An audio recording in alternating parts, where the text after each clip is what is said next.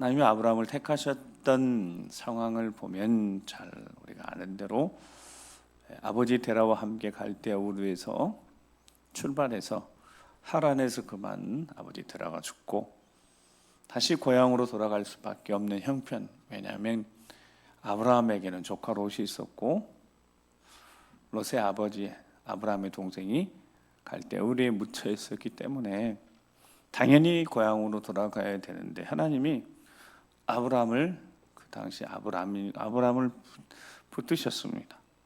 그래서 그리고 하시는 말씀이 고향과 친척과 아버지의 집으로 돌아가지 말고 우리 잘 알고 있죠. 내가 내게 지시할 땅으로 가라 이렇게 말씀하셨습니다. 내가 자세히 살핀 땅 그런 뜻이니까 아직 자식이 없지만 순종하며 나를 따르면 너를 큰 민족을 이루게 할 것이고 복을 주어 내 이름 창대케도 하고 너를 축복한 자를 내가 축복해 주고 널 저주한 자를 내가 저주하면서 내가 모든 민족에게 복의 통로로 너로 말미암아 모든 민족이 복을 얻게 될 것이다. 이렇게 하나님이 축복하십니다. 아브라함이 하나님께 한 것이 하나도 없는데 아무것도 한 것이 없는데 어느 날 하나님이 그에게 복을 약속하셨습니다. 이게 아브라함이 처음 하나님 앞에 택함 받는 순간인데 이 과정을 곰곰이 생각해 봐도 이것이 은혜라고, 그러니까 택하시면은 은혜가 있는 겁니다. 아브라함이 하나님께 행한 일이 아무것도 없어요. 아버지 데라 놓여 갈대아 우르에서 집안에 신을 우상을 섬기는 이들에게 우상을 만들어 파는 직업을 가지고 있었으니까요. 하나님이 근데 아브라함을 붙드셨고 그의 걸음 인도하셔서 그가 갈 곳. 길이라는 것은 어떤 목적지를 향해서 이렇게 만들어진 거니까요. 가끔 그런 생각을 해요. 시골에 이렇게 있을 때 보면 산을 가도 산에 길이 있습니다. 가끔 그런 생각. 아니 이 길은 누가 만든 거지? 사람이 다니는 늘 길이야. 뭐 그렇지만 사람이 자주 다니지도 않는데 길이 있곤 합니다. 누군가가 걸어간 일이 있거나 누군가 만들어 놓은 길이겠죠. 근데 그 길을 가다 보면 분명히 어떤 목적지가 있으니까요. 자, 하나님은 지금 아브라함에게 알지도 못하고 가보지도 않은 그 어떤 것을 가라고 하십니다. 순종하라고 하십니다. 약속을 주시고 내가 내게 자세히 살핀 땅이 있다는 거예요. 하나님이 자세히 살펴놓은 땅이 있다는 거예요. 에스겔 20장 6절은 그 땅을 이렇게 표현하고 있습니다. 에스겔 20장 6절 같이 읽어보겠습니다. 그날에 내가 내 손을 들어 애굽 땅에서 인도하여 내어 그를 위하여 찾아두었던 땅, 곧 젖과 꿀이 흐르는 땅이요 모든 땅 중에 아름다운 곳에 이르게 하리라 하고 아멘. 에스겔 선지자에게 말씀하시면서 그 애굽 땅에서 인도하여 내서 갈 곳, 젖과 꿀이 흐르는 땅, 그 땅이 어떤 곳이냐면 하나님이 내가 그들을 위하여 찾아두었던 땅이라는 겁니다. 그러니까 아브라함을 처음에 찾아 부르셨을 때 내가 내게 지시할 땅, 그것이 내가 자세히 살핀 땅. 또 다른 말로 내가 그들 위하여 여러 곳이 있었겠지만 하나님이 이스라엘 백성들을 아브라함 후손들을 살게 하실 곳이 여러 군데가 있었겠죠. 근데 하나님이 찾아주었던 땅이 있답니다. 그들을 위해서 젖과 꿀이 흐르는 땅, 모든 땅 중에 아름다운 곳. 근데 실제 지금 그 가나안 땅은 그렇게 젖과 꿀이 흐르는 땅은 아니지 않겠습니까? 대한민국에 비하면 우리나라는 정말 좋은 땅이라고 그러더라고요. 하나님이 그렇게 말씀하신 겁니다. 내가 찾아두었던 땅 여러 곳 중에 그 길을 그곳까지 가야 되는 겁니다. 그래서 갈대아 우르에서 하란까지가 한 900km, 그 다음에 하란에서 가나안까지 한 600km. 지금도 차 타고 부산 한 400km 가려면 한참 걸리잖아요. 근데 이 900km, 그 다음에 이 하란에서 아버지 죽고 다시 아브라함이 고향으로 돌아가야 되는데 하나님이 거기 아니고 내가 내게 지시할 땅 다시 한 600km를 가야 되는 쉽지 않은 그 땅을 믿음으로 아브라함이 떠나서 하나님의 말씀에 순종해서 가나안 땅에 도착하고 정착하게 되어집니다. 그게 12장의 말씀이고 13장, 14장, 15장 이렇게 지나면서 가나안 땅에서 있었던 이야기들을 기록하고 있습니다. 애굽에 흉년이 들어서 애굽에 데려가서 아내의 사례를 누이라고 속여서 큰 화를 당할 뻔했지만 하나님이 도와주셔서 애굽에서 나올 때 많은 재물도 가지고 돌아오기도 했고 재물이 이렇게 서로 많아지니까 조카 롯하고 같이 살고 있는데 자꾸 종들이 다툼이 생겨서 롯과 헤어지기도 했습니다. 소돔과 고모라 땅을 선택해서 가버린 조카 롯을 보면서 이 노부부가 힘이 많이 빠졌어요. 근데 어느 날 조카 롯이 잡혀갔다는 거예요. 그래서 집에서 길리운 318명의 용사를 데리고 찾아가서 잡혀간 롯을 다 구해가지고 옵니다. 돌아오는 길에 떡과 포도주를 준비해서 자신을 대접하는 지극히 높은 하나님의 제사장 멜기세덱을 만나기도 했고 그 멜기세덱이 아브라함에게 축복을 하는 겁니다.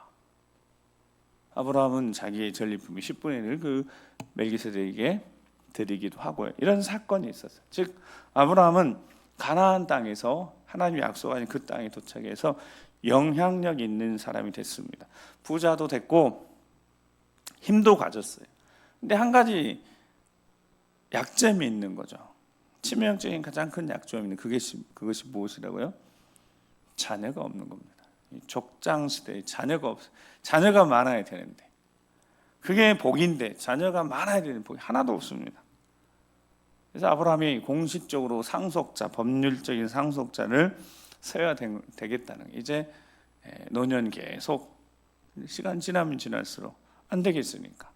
그래서 집에서 길리운 다메섹 사람 엘리에셀을 법적 상속자로 세우고자 할 때 하나님이 나타나서 아니라는 거예요. 그가 아니라는 거예요. 창세기 15장 4절 7절 말씀 같이 한번 읽어보겠습니다. 창세기 15장 4절 7절 시작. 여호와의 말씀이 그에게 임하여 이르시되 그 사람이 내 상속자가 아니라 내 몸에서 날 자가 내 상속자가 되리라 하시고 그를 이끌고 밖으로 나가 이르시되 하늘 우러러 무뼈를 셀 수 있나 보라. 또 그에게 이르시되 내 자손이 이와 같으리라. 아브라함이 여호와를 믿으니 여호와께서 이를 그의 의로 여기시고 또 그에게 이르시되 나는 이 땅을 내게 주어 소유를 삼게 하려고 너를 갈대아의 우리에서 이끌어낸 여호와니라. 아멘. 하나님이 말씀하시는 거죠. 내 상속자는 아브라함 내 몸에서 날짜가 상속자가 될 것이다. 그리고 손을 잡고 끌고 나가셔서 하늘을 보라고 별 한번 세보라고 네 자손이 그렇게 될 것이라고. 지금 자손이 하나도 없는데 아들이 하나도 없는데 그때 6절에 아브라함이 여호와를 믿으니 여호와께서 이를 그의 의로 여기셨다. 그리고 하나님이 밝혀주신데 7절에 뭘 밝혀줬어요? 보니까 나는 이 땅을 내게 주어 소유를 삼게 하려고 너를 갈대아 우르에서부터 이끌어낸 하나님이시다는 거예요. 이 이야기를 어떤 이야기 뒤에 하셨냐면 6절에 아브라함이 하나님의 말씀을 믿고 난 다음에 지금 자손이 없는데 그래서 그거를 아브라함의 의로 여기셨답니다. 말씀대로 될 줄로 믿고 아브라함이 하나님 말씀 믿고 나니까 그 믿음을 모시고 하나님 의로 여기셨대요. 즉 믿음의 확신이 부족해서 하나님이 보실 때 엘리에셀을 종으로 삼고자 하는 그 아브라함의 연약함도 어리석음도 그냥 다 하나님이 용서하시고 믿음 하나 때문에 하나님 말씀 믿고 그 믿음 하나 때문에 하나님이 그를 다 용서해 주시고 의로운 자로 의롭다고 인정해 주셨다는 겁니다. 그래서 믿음, 6절에 보니까 믿음, 다른 게 없어요. 아브라함이 믿었습니다. 뭘 믿었다고요? 하나님 말씀을 믿었습니다. 그래서 하나님 그것을 그의 의로 여기셨다. 그래서 믿음밖에 없습니다. 우리가 살아가면서 믿음에 뭐가 있겠습니까? 하나님의 말씀, 주의 말씀, 장로의 말씀은 주의 말씀을 우리가 그리스도의 말씀을 듣고 믿고 믿음으로 살아가는 사람들.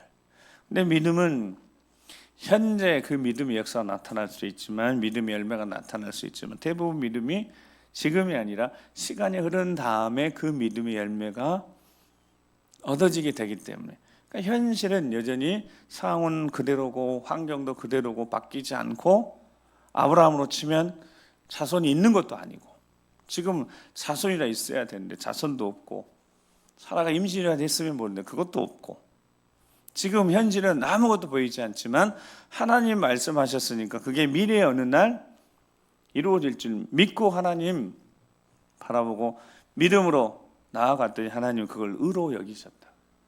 똑같은 영적인 원리가 똑같은 것 아니겠습니까? 우리가 믿음밖에 없는 거죠.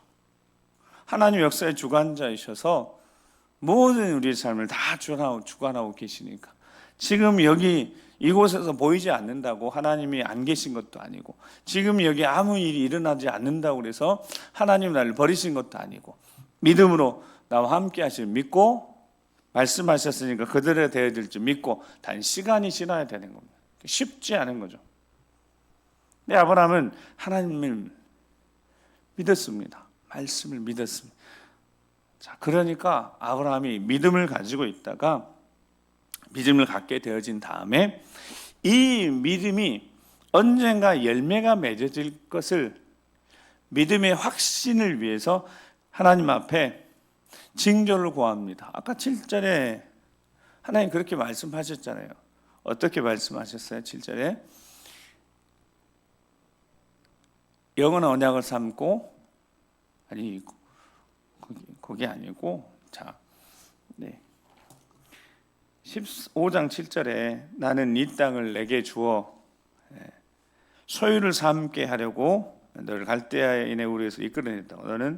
나는 이 땅을 내게 주어서, 그러니까 아브라함에게 땅을 주고 소유를 삼게 해서 이제 거기서 번성해서 그래야 되는 거 아니에요. 이 땅을 차지하려면 여기서 자손 낳고 이 땅이 번성해야 되니까, 그래 이 땅을 차지해야 되니까. 그러니까 아브라함이요 하나님 앞에 징조를 구하는 거예요. 이 땅을 소유로 받게 될 것을, 이 땅을 소유로 받게 될 것을 어떻게 할 수 있는지 하나님 앞에 징조를 구했습니다.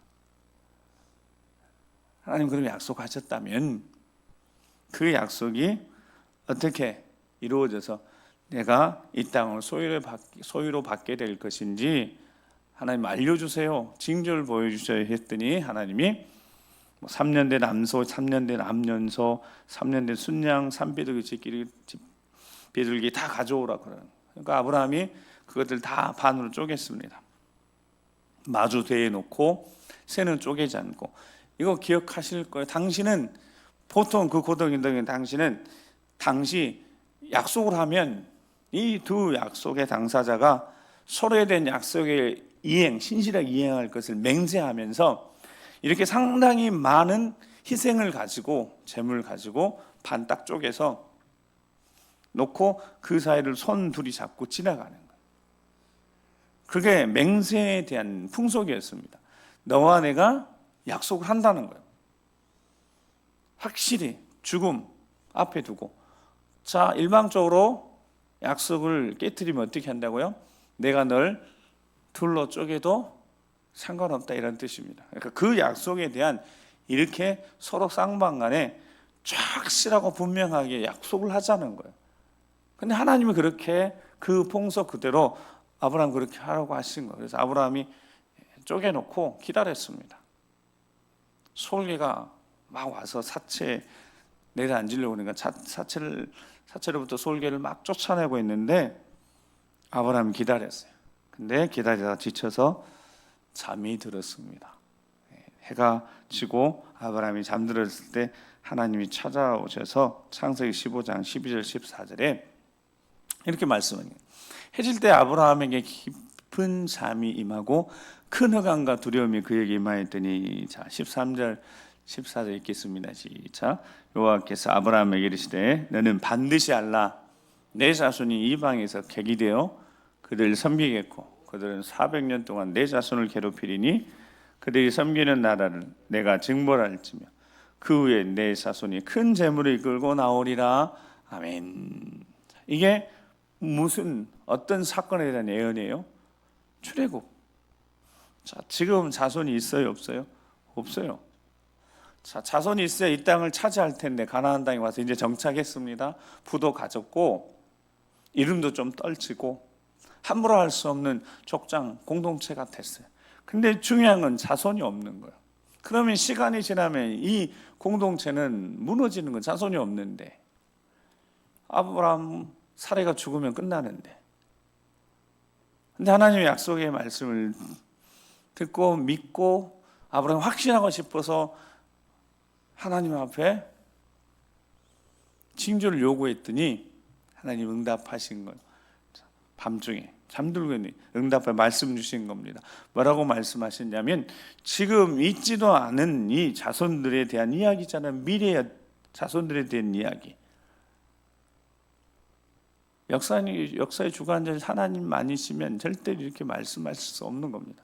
지금 막 자손이 있고 수많은 자손이 있어야지 그 자손들이 나중에 400년 동안 억압당하는 일들이 있다가 내가 그 나라를 징벌해서 내가 그 손을 이끌어 나올 때 큰 재물까지 주면서 내가 이끌어낼 것이다 이 약속을 하시잖아요. 근데 지금은 현실하고는 보이지도 않고 아들도 없고 딸도 없고 아무도 없는데 이 놀라운 하나님의 사건 말씀하심을 아브라함의 가슴에 품었어요. 그러니까 이제 아브라함의 믿음의 길이 하람부터 시작해서 믿고 찾아왔고 가나안 땅에 정착해서 이제 하나님이 아브라함에게 주실 일들은 이제 감사한 일들만 있을 것 같아요.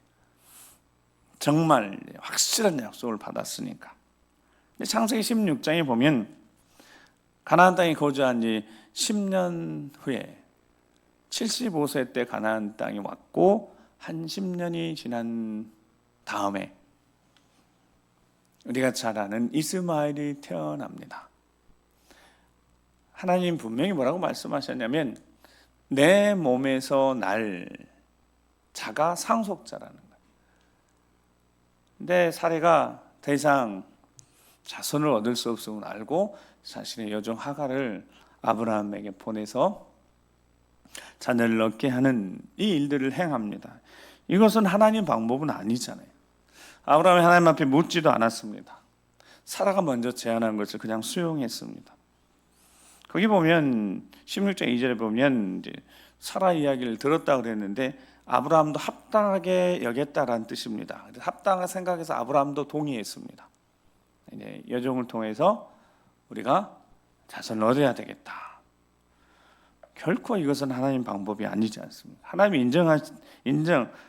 인정하시는 방법이 아니지 않겠습니까? 가끔 우리는 그런 생각을 합니다. 믿음으로 살아가는데 믿음의 길을 걸어가는데 우리가 그런 종종 인간적인 생각, 인간적인 방법을 사용하곤 하는 거예요. 어떻게 하냐면 비슷합니다. 아닌 걸 알면서도 모르지 않아요.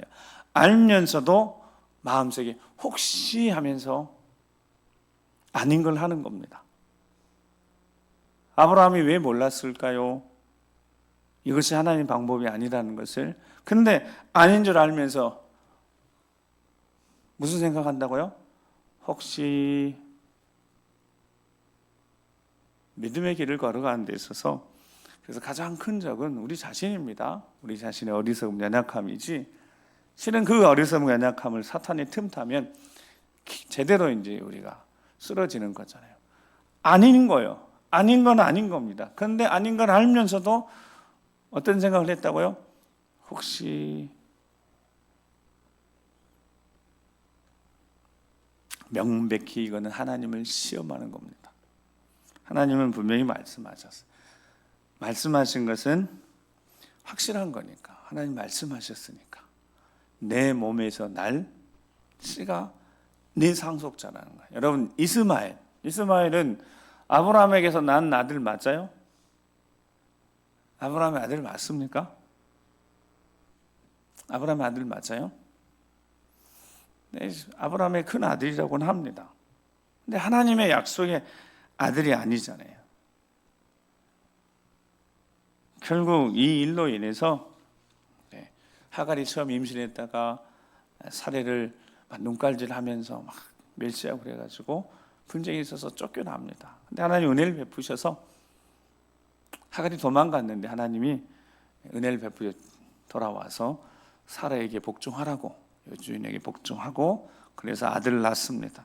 아들 이름 하나님이 이스마엘이라고 부르게 하셨습니다. 이스마엘 뜻이 여호와께 내 고통을 들으셨다. 그렇게 이스마엘을 얻게 되어졌습니다. 그렇게 해서 시간이 흐르는데 그때가 아브라함이 86세였습니다. 이스마엘을 얻었을 때. 75세에 부름받아서 한 10년 가나안 땅에 있다가 이스마엘을 낳았어요. 그리고 오늘 본문에 몇 세가 아브라함이 됐다고요? 99세가 된 겁니다. 진짜 이제 소망이 없는 거죠. 소망이 끊어진 거죠. 99세에 하나님이 아브라함에 나타나셨어요. 이스마엘을 얻은 지 14년이나 지나고, 이게 도대체 하나님이 말씀하셨으면, 약속하셨으면 이루어져야죠. 하나님이 인간적인 방법 이스마엘을 얻게 하는 걸 지켜보셨는데, 그러면 곧바로 아브라함에게 주셔야죠, 자녀를. 근데 또 다시 한 14년을 또 지납니다. 여러분, 이 과정 속에 얼마나 힘든 과정이었겠어요. 하나님 나타나셔서 오늘 보면 1절 보면, 자, 1절 읽겠습니다. 중요합니다. 시작. 아브라함이 99세에 나는 전능한 하나님이라 너는 내 앞에서 행하여 완전하라. 아멘. 하나님 뭐라고 말씀하신다고요? 나는 전능한 하나님. 엘샤다이 그래. 나는 전능한 하나님. 아브라함이 믿었어요. 창세기 15장 하나님 말씀하신 것을 듣고 믿고 하나님이 그것을 의롭다고 인정해 주셨어요. 하나님이 아브라함을 인정해 주셨다고요. 근데 하갈을 통해 이스마엘을 얻었습니다. 이거는 하나님 방법이 아니고 믿음 없는 행동을 한 겁니다. 전능하신 하나님이시라. 그대야 너는 내 앞에 생하여 완전하라. 이 말씀이 무슨 말씀이겠습니까? 너는 내 앞에 생하여 완전하라. 너는 내 앞에서 흠없이 걸으라. 이런 뜻입니다. 순결하게 살아야 된다는 뜻이고, 사람 방법 사용해 살아서는 안 된다는 겁니다. 이스마엘을 얻는 그때 하나님은, 이 성경에 보면 그때 하나님 아무 말씀하지 않으셨어요. 자, 99세가 됐을 때 지금 말씀하시는 겁니다. 사람의 방법으로 살면 안 된다는 거예요. 즉 믿음의 사람, 믿음의 길을 걷는 사람들은 하나님 방법으로 살아야지 사람의 방법으로 살면 안 된다는 겁니다. 믿음의 길을 걷는 자들은, 믿음으로 살아가는 자들은, 믿음으로 하나님 앞에 의롭다 인정받은 사람들은 사람의 방법이 아니라 하나님 방법으로. 사람의 방법이 뭐라고요? 알면서도 무슨 생각한다고요? 혹시 아닌 건 알면서도 마음속에 아니긴 한데, 아닐 건데 그래도 혹시 모르니까. 여러분, 이거는 안 된다는 거예요. 아브라함이 아내 사례가 자기 여종 하갈을 데리고 와서 우리 이렇게 해서라도 자손을 얻읍시다 했을 때 아브라함이 어떻게 해야 된다고요? 아닌 거죠. 아닌 건 아닌 거죠. 지금 하나님이 내 앞에서 행하여 완전한 그거 말씀하시는 겁니다. 순결하게 살아야 되고 믿음으로 살아야 되고 사람의 방법으로 살면 안 된다는 거예요. 변명하지 말라는 거예요. 사례가 먼저 제안했으니까 아브라함은 수용한 것뿐이니까 사례에게 잘못이 있다. 그렇게 하면 안 된다는 거예요. 변명하지 말라는 겁니다. 견고하게 선줄로 생각했지만 교만한 순간 넘어질 수 있으니까 하나님이 말씀하셨으면 아멘 하는 거지. 마음속에 혹시 아닐 수도 있을까? 아니요. 하나님 말씀은 진리이고 뱀같이 지혜롭고 비둘기같이 순결해야 합니다. 그래야지 세상을 이길 수 있으니까요. 고린도전서 10장 11절 13절 말씀에 보면 그들에게 일어난 이런 일은 본보기가 되고 또 말세를 만난 우리를 모하기 위해서 기록되어 있다고요. 성경 이야기, 이스라엘 백성 이야기가 말세를 만난 우리를 깨우쳐 주려고. 그게 무슨 뜻이냐? 아니면 아닌 거예요. 혹시 하지 말라는 거예요. 그런즉 선질로 생각하는 자는 뭐라고요? 넘어질까 조심하라는 거예요. 아브라함이 하나님 앞에 믿음으로 믿고 믿습니다라고 했을 때 하나님은 그거 의로 여기셨다고요. 인정해 주셨다고요. 지금 아무것도 없는 하늘의 별 보고 그 약속 말씀을 듣고 믿음이 있으니까 인정해 주셨다요. 근데 섰습니다. 정말 견고하게 섰어요. 근데 선 순간 그렇게 넘어지고 말았어요. 14년 동안 하나님이 마음을 상하셔서 침묵하신 겁니다. 그래 99세에 다시 나타나셔서 난 전능한 하나님이다. 내가 못할 일이 없다고. 너 변명하지 말라. 내 앞에서 행하여 온전하라 라고 말씀하시는, 변명하지 말라는, 정직하라는 겁니다. 그때 하나님이 오늘 본문 4절 5절에 드디어 너 아브라함이 아니라 이제 아브라함이라 할 것이다. 여러분 아브라함이란 뜻이 뭐라고요? 네? 아브라함이 뜻이 뭐예요? 오늘 성경 여기 보면 일 해가지고 여러분 각주에 있어요. 뭐라고 되어 있어요? 많은 무리의 아버지, 그러니까 열국의 아버지. 너는 이제 아브라함이라는 겁니다. 변명하지 말고 믿음의 길을 걸어가는 너, 내가 전능한 하나님이니까 내 몸에서 사례를 통해서 자손을 줄 것이다 이렇게 말씀하시는 거예요. 여러분 믿음의 길은 믿음으로 걸어간 길, 아브라함도 처음 걸어가 보는 길이었습니다. 아버지 잃고 갈대아로부터 창세기 12장부터 아브라함이 걸어간 이 믿음의 길은 아브라함도 처음 걸어가 본 길이었다고요. 근데 그 믿음의 길을 보니까 성공 잘 되는 일만 있었던 게 아닙니다. 믿음의 길은 처음부터 평탄치 않았다고. 15장에 믿음을 인정받고 칭찬받은 후에도 실망스럽게 인간적인 방법, 욕심으로 인해서 이스마엘 얻게 되어진 이거 하나님이 이 과정을 지켜보신 14년 동안 이후에 침묵하셨다니까요. 믿음의 길이 쉽지 않은 겁니다. 그 믿음의 길, 그러나 단 한 가지 우리가 확실하게 기억해야 될 것이, 믿음의 길이 쉽지 않지만 믿음의 길 걷다 보면 쓰러지게 넘어지게 하겠지만 그 믿음의 길이 우리에게 가져다 줄 결과, 그 끝은 우리가 분명히 확신하고 알고 있다면 실패를 하고 넘어지고 아픔이 있어도 이 믿음의 길에서 우리가 결국 승리할 수 있는 그 믿음의 길 끝에 있을 그 영광이 확실하기 때문에 오늘 또 우리가 믿음의 길을 가는 겁니다. 보이지 않아도, 답답해도. 마태복음 7장 13절 14절에 예수님 정확히 말씀하셨잖아요. 좁은 문으로 들어가라. 멸망으로 인도하는 문은 크고. 어디로 인도한다고요? 멸망으로 인도하는 문이 있다는 거예요. 그 멸망으로 인도하는 문은 어떻다고요? 크고 그 길이 넓고 그리로 들어가는 자들이 많고. 그러니까 이 믿음의 길 끝에 적어도 넓은 길은 아닌 거죠.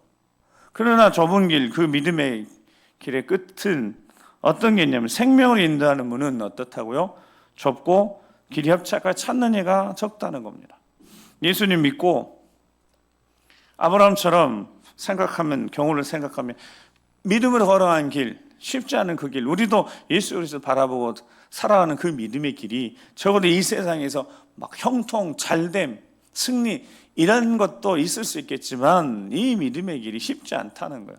그 예수님 분명히 말씀하셨어요. 믿음의 길은 믿음의 길을 걷는 그 자체보다 보여지는 그것이 중요한 게 아니라 그 믿음의 길 끝에 있는 그 끝이 확실하고 분명하니까.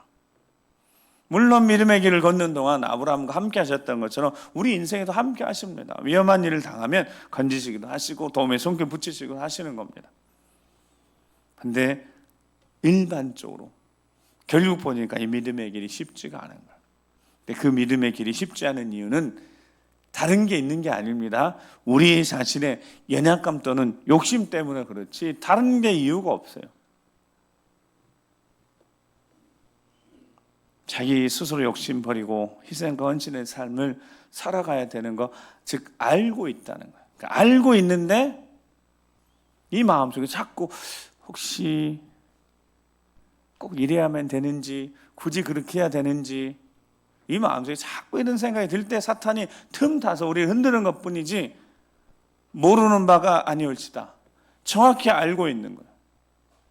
그 길을 가야 되는데, 끝까지 변함없이 가야 되는데 그 길을 자꾸 흔들게 하고 무너지게 하는 것이 실은 보니까 본질적으로 그 어떤 사탄이 이기 전에 우리 안에 그런 연약함이 어리석음이 있다는 거예요.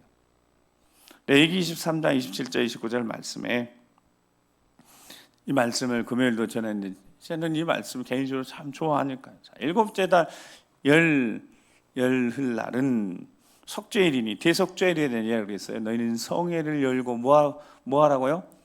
스스로 괴롭게 하며 여호와께 하제를 드리고. 자, 28절 29절 있습니다. 시작.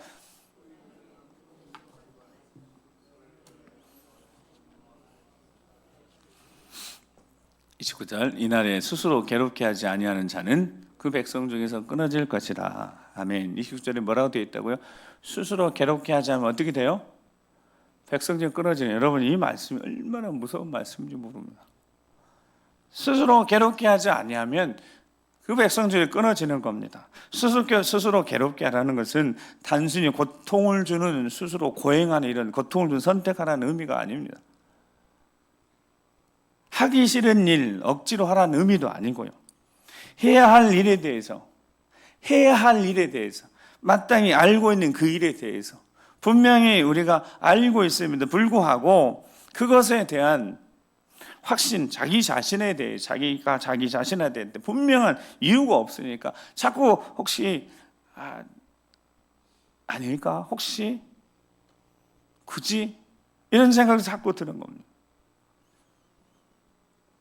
그저 한 번 하고 끝나는 것이 아니고 그래서 다시 되돌아가는 그런 모습이 아니라, 특별 새벽기도를 하고 끝나는 것이 아니라, 누군가의 보여주기식이나 자신을 드러낸 수단으로 하는 것이 아니라 스스로 괴롭게 하는 것은 그것을 선택하는 생각과 마음에 힘이 있어가지고 더욱더 영적으로 성장하고 인격적으로 성숙할 수 있는 영향력 있는 사람이 되는 방법이라는, 그러니까 그 길을 걷지 않는, 즉 저 스스로 자신을 괴롭게 하는 것이 믿음의 길이라는 겁니다. 그러면 저기다가 넣어서 믿음의 길을 걷지 않고자 하는 자는 어떻게 되는 거예요? 그 백성 중에서 끊어지는 겁니다. 사랑하는 성도 여러분, 사순절이 우리에게 참 귀한 절기이지 않겠습니까? 우리를 좀 돌아보고 우리가 우리 자신을 스스로 괴롭게 하는 시간을 가질 수 있으니까요. 근데 그 스스로 자신을 괴롭게 하는 시간에 대한 사모함이, 원함이 반드시 있어야 합니다. 즉 스스로 자신을 괴롭게 하는 것에 대한 스스로의 선택, 자원함이 있어야 된다. 누가 시켜서 하는 게 아니라 하나님이 주시는 말씀을 듣고 말씀대로 살고자 그렇게 원하는, 스스로 자신을 괴롭게 하는 선택을 하고자 하는 그런 원함, 사모함이 있을 때 그게 하나님의 능력, 힘입을 수 있는 능력의 통로이니까, 힘주시고 능력 주시는 우리 주 예수 그리스도의 도움을 받을 수 있는 능력의 통로이니까요. 뭐가? 내가 내 자신 스스로 괴롭게 하는 선택을 하는 것에 대해서 원함이 있을 때, 간절함이 있을 때. 금요일날 말씀드렸어요. 히브리서 5장 7절에 그는 육체 계실 때 자기를 죽음에서 능히 구원하실 이에게 심한 통곡과 눈물과 간구와 소원을 올렸고 그의 경건하심을 말미암아 들으심을 얻었다. 예수님이 겟세마네 동산에 기도하시는 응답 받으셨대. 근데 겟세마네 동산에서 예수님이 무슨 응답 받으셨냐면 그 응답이 두 번 기록되어 있는데, 기도가 아버지 할 수 있으면, 할 만하시거든, 다른 방법이 있고 다른 선택이 있으면 나 이 잔 마시지 않고 지나게 해주세요. 그 기도 드렸습니다. 내 원대로 마옵시고 아버지 원대로 되길 원합니다. 이렇게 기도하셨어요. 두 번째는 또 기도하시는데, 아버지 내가 이거 마시지 않고는 지나갈 수 없거든, 아버지 뜻대로 되길 원합니다 라고 기도하셨어요. 즉 예수님도 아셨다고요. 이 길을 걸어가야 됨을 아셨고 십자가로 나아가야 됨을 아셨어요. 근데 예수님조차도 마음속에 그게 두렵기도 하고 심히 두렵고 떨려서 피하고 싶으셨다고요. 근데 예수님 마음에는 뭐가 있었냐면 이 스스로 괴롭게 하는 이 길에 대한 원함이 있으셨습니다. 사모함이 있으셨어요. 그래서 아버지의 뜻대로 이루어지길 원합니다 라고 기도하셨습니다. 예수님이 그렇게 연약함 가운데 있을 때 하나님이 도우셨습니다. 즉 우리가 스스로 괴롭게 하는 우리가 원함이 그걸 원하는 그 선택을 하고자 하는 원함이 있을 때 도우신다고요. 예수님조차도 연약할 때 하나님이 도우셨던 아버지가 도우셨던 것처럼 우리는 더 연약하고 어리석으니까 우리가 우리의 뜻이 아닌 하나님 뜻대로 살 거야 그런 원함이 있으면 하나님이 도우신다고. 성령 하나님이 도우신다고. 누가복음 22장 43절 44절 말씀에 그렇게 세 번 거쳐 3시간 기도하고 난 다음에 자 읽겠습니다. 시작. 천사가 하늘로부터 예수께 나타나 힘을 더하더라. 예수께서 힘쓰고 애써 더욱 간절히 기도하시니 땀이 땅에 떨어지는 빗방울같이 되더라. 아멘. 사랑하는 성도 여러분, 예수님도 연약한 가운데 있을 때 그 길을 예수님조차도 알고 계시면서도 힘든 선택, 근데 스스로 자신을 괴롭게 하는 그 선택을 대한 원함이 있으셨어요. 감당하셔야 되니까. 그때 하나님이 어떻게 하셨다고요? 하늘로부터 천사 보내주셔서 힘을 더하셔서 예수님 결국 힘쓰고 해서 더욱 간절히 기도해서 결국은 승리하셨다. 2024년 우리에게 맡긴 사명이 있어요. 우리 알고 있습니다. 어떻게 살아야 되는지 너무 잘 알고 있어요. 근데 그 길을 걸어가는데 쉽지 않지만 힘들지만 그 길을 가고자 하는 마음이 있다면 원함이 있다면 하나님이 도와주실 줄 믿습니다. 건강도 주실 것이고 지혜도 주실 것이고 필요한 물질도 주실 것이고 하나님이 도와주신 우리 예수 그리스도가 도와주셔서 더 힘써서 예배의 자리 지키시고 기도의 자리 지키시면서 하나님 주신 힘으로 승리하시는 여러분 되시길 주의 이름으로 축복합니다. 기도하시겠습니다. 기도하실 때 우리가 연약합니다. 그러나 한 가지 오늘 말씀을 통하여서 우리 안에 사모함, 원함, 하나님 뜻대로 살고자 하는 마음, 하나님의 뜻을 이루고자 하는 그 마음, 스스로 괴롭게 하는 그 선택 피하고 싶지만 하나님 말씀하신 대로 헌신하고 충성된 자리 감당하기를 원하오니 그 원함을 보시고 성령 하나님 도우시고 함께해 주시고 역사해 주셔서 감당해내고 승리할 수 있도록 도와주시라고 우리 주 한번 우리 기도하겠습니다. 주여 아버지 하나님, 우리에게 말씀하신 것처럼 우리를 불쌍히 여기시고 우리 연약함 중에 어리석음 중에 우리 하나님의 말씀을 듣고 스스로 자신을 괴롭게 하는 선택, 그 길이 주님이 기뻐하시는 길이기에, 주님이 걸어가신 그 길이, 주님이 우리를 인도하심 함께 하시는 그 길이기에 그 길을 걷고자 원하오니 주여 감당하기 소망하오니 원한 자에게 간절히 소망하는 자에게 힘주시고 능력 주시고 도우실 것을 약속하셨사오니 우리를 도와주시옵소서. 건강케 하시고 강건케 하시고 믿음 도와주시옵소서. 부르짖는 기도의 자리에 사람의 영광을 보게 하셔서 믿음의 가정 세워내고 자녀를 세워내고 믿음의 가정 계속해서 하나님의 영광을 드러내는 축복의 돈으로 쓰임받을 수 있도록 주의 몸뚱이가 든든히 세워지며 주의 몸뚱이 지역사를 살려내는 구원의 방주 사명을 감당하는 교회가 될 수 있도록 주의 우리 원함을 통하여서 하나님 능력을 힘입어서 승리하는 우리 모두가 되게 도와주시옵소서. 아버지 불쌍히 여겨주시옵소서. 걸어가신 아버지 하나님 감사합니다. 우리 안에 분명하게 확실하게 하나님의 뜻, 하나님의 원함을 깨달아 알게 하셨으니 스스로 우리 자신을 괴롭게 하는 그 선택이 때론 쉬운 선택이 아니고 피하고 싶지만 우리 주님이 걸어가신 그 길을 스스로 선택하며 원함에 나아갈 때 우리 주님이 허락하신 것처럼 우리에게도 힘을 주시옵소서, 지혜를 주시옵소서, 능력을 주시옵소서, 강건케 해주시고 필요한 물질도 사람도 붙여주셔서 올 한 해 우리 모든 삶의 자리에 아버지 앞에 영광 돌린 승리의 삶을 살아가는 우리 모두가 되도록 인도하여 주시옵소서. 우리 일평생을 붙드시고 이끌어 인도해 주셔 승리케 하실 것을 믿고 감사드리며 이제는 우리 구주 예수 그리스도 십자가의 구원의 은혜와 아버지 하나님 그 크고 놀라우신 사랑하심과 성령 하나님의 감동 감화 역사 교통하심이 연약한 우리를 붙드셨기에 그 거룩한 부르심에 응답하며 스스로 괴롭게 하는 삶을 선택하며 주님과 함께 이제 승리의 삶을 살게 될 것을 믿고 믿음의 새 출발하는 모든 심령들을 위해 믿음의 가정과 사랑하는 가정의 사업 일터 사업장 특별히 자녀 손길 그 자손들을 앞기리 위해 주의 몸된 교회와 어르신 세대부터 시작해서 우리 다음 제자녀 이르기까지 모든 인생의 걸음걸음 위에 이 민족 위에 지금부터 영원토록 함께 하시옵시기를 간절히 축원하옵나이다. 아멘.